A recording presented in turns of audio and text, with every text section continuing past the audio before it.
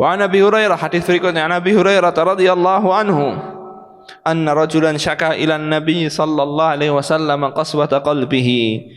Seorang itu mengeluh kepada Nabi sallallahu alaihi wasallam qaswata qalbihi, hatinya yang keras.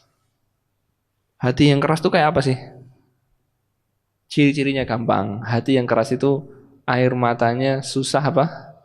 Susah tumpah, kering. Orang yang air matanya tidak pernah tumpah, itu berarti hatinya apa?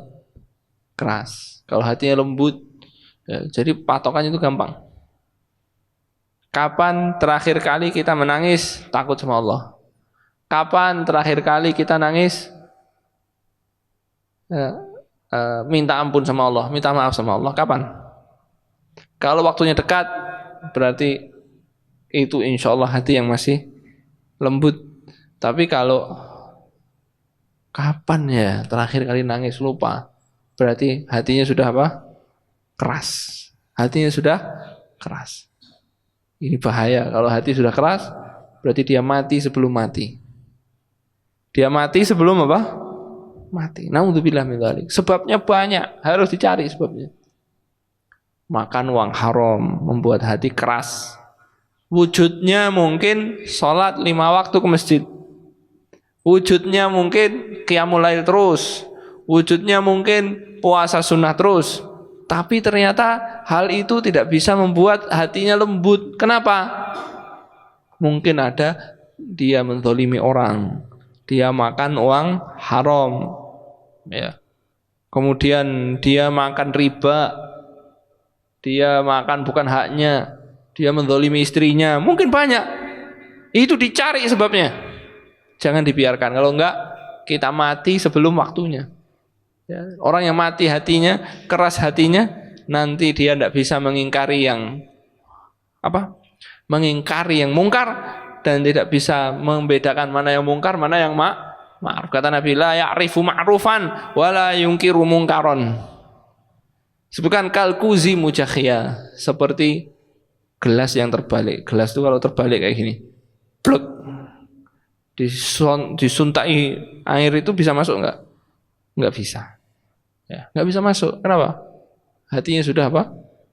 Kata Nabi, aswadun mirbat, hitam kelam, kalkuzi mujakhia, seperti gelas yang terbalik. Di sok hidayah itu enggak bisa apa? Masuk. Ingin diisi hidayah enggak bisa masuk. Kenapa? Ya karena dia tertutup, mati. Ya. Mati. Di dalam surat Al-Hadid Allah SWT firman begini, alam ya'ni lilladzina amanu an takhsha'a qulubuhum li dzikrillah. Apa belum tiba waktunya buat orang-orang beriman itu untuk khusyuk hati mereka dengan mengingat Allah. Wa ma nazala minal haqq, dan apa yang diturunkan dari kebenaran. Maksudnya apa? Membaca Al-Quran. Di antara maknanya adalah khusyuk, zikir kepada Allah. Pernah nggak kita zikir sendirian nangis? Kalau sudah lama nggak pernah kayak gitu, ciri-ciri hatinya sudah apa? Mati. Wala yakunu kalladzina utul kitaba min qablu fatala alaihimul amadu faqasat qulubuhum. Ya, jangan seperti ahlul kitab yang hatinya sudah apa? Keras. Wa katsirun minhum fasiqun, dan banyak dari mereka adalah orang-orang fasik. Ayat setelahnya, setelah ngomong tentang, setelah Allah berbicara tentang hati yang mati tadi, hati yang keras tadi, Allah berfirman apa? I'lamu annallaha yuhyil arda ba'da mautiha. Ketahuilah Allah itu menghidupkan tanah setelah tanah itu apa? Mati. Tanah gersang Allah bisa menghidupkan. Para ulama mengatakan di ayat ini isyarat bahwa hati yang mati itu masih bisa dihidupkan oleh siapa? Oleh Allah. Mana dalilnya? Buktinya setelah Allah berbicara tentang hati yang mati, Allah menyebutkan i'lamu annallaha yuhyil arda ba'da mautiha. Ketahuilah Allah itu menghidupkan tanah setelah tanah itu mati. Fa idza anzalna 'alaiha al-ma'ah tazzat wa rabat wa ambatat min kulli zawjin bahij.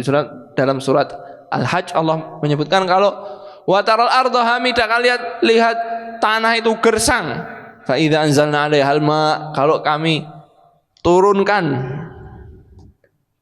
air hujan, ihtazzat, bergetar itu butiran-butiran pasir, warabat, menggelembung, wa ambatat, dan nanti apa? Bisa menumbuhkan. Begitu juga hati. Hati ini kalau kita, masalahnya orang itu sakit bisa disembuhkan kapan? Ketika dia sadar bahwa dirinya sakit, kemudian mencari pengobatan, betul nggak? Kalau orang itu sakit tapi dia nggak sadar dirinya sakit, kalau orang sekarang bilangnya apa? Loro tapi ora dirasakne, begitu ya. Tahu-tahu parah, tahu-tahu sudah stroke, koma, waliyadzubillah, tahu-tahu stadium 4 kankernya, tahu-tahu. Kenapa? Sakit ora dirasake. Lah, kapan dia bisa mendapatkan pengobatan? Kalau dia sadar bahwa dirinya sakit. Kalau sadar dirinya sakit, dia mencari-cari pengobatan. Oh, herbal apa yang cocok? Oh, dokter siapa yang pintar ngurusi ini? Kemudian mulai tanya, mengkonsumsi obat, mengkonsumsi herbal, olahraga, sehingga badannya sehat kembali. Lah, hati yang mati tadi kapan bisa dihidupkannya? Ketika kita sadar bahwa ternyata hati kita ini mati. Kalau nggak sadar, gimana bisa disembuhkan? Nggak sadar ya nggak bisa disembuhkan. Sadar dulu bahwa ternyata hati saya ini mati. Lah ini sahabat Nabi ini tadi datang kepada Rasulullah sallallahu alaihi wasallam. Ya Rasulullah, syaka ilan Nabi qaswata qalbihi. Dia mengeluh kepada Nabi hatinya yang keras. Hatinya yang keras. Dia sadar berarti hatinya ini sudah menjadi keras. Nanya sama Nabi, ya Rasulullah, gimana ini? Faqala Nabi sallallahu alaihi wasallam, imsah ra'sal yatim wa at'imil miskin. Usaplah kepala anak yatim dan beri makan orang miskin. Maka memberi makan orang miskin itu diusahakan dengan jenis makanan atau kelas makanan yang dimakan di rumahnya. Ya. Kadang-kadang ketika ada sedekah Jumat gitu ya, saya kadang-kadang itu pengen penasaran isinya apa. Sebetulnya yo nggak pengen makan. Ya, kadang-kadang di masjid itu isinya nasi ayam, masya Allah. Kadang-kadang itu ngenes nasi, oseng-oseng pentil, tiga lembar gitu, tiga buah sama tempe kecil-kecil 2 iris. Maksud saya sedekah ya sedekah, tapi yo jangan seperti itu. Ya. Berikanlah makan seperti kelas makannya kita di rumah. Kelas makan kita tinggi ya kasih makan seperti kelasnya kita. Kalau mau turun jangan terlalu turun. Setiap hari daging, ayam, ikan, tapi pas sedekah oseng-oseng pentil, karo tempe sidik. Jangan. Kalau turun jangan apa? Terlalu. Semakin bagus kelasnya, mendekati kelas makan kita, bahkan sekelas dengan kelas makan kita, derajatnya lebih tinggi di sisi Allah Subhanahu wa ta'ala. Yut'imuna at-ta'ama ala hubbihi miskinan wa yatiman wa asira. Dia memberi makan kepada siapa? Ala hubbi, seperti yang dia cintai, seperti makanan yang dia sukai, miskinan, orang miskin, wa yatiman, anak yatim, wa asiran, dan orang-orang tawanan. Ya, tawanan itu siapa sih tawanan?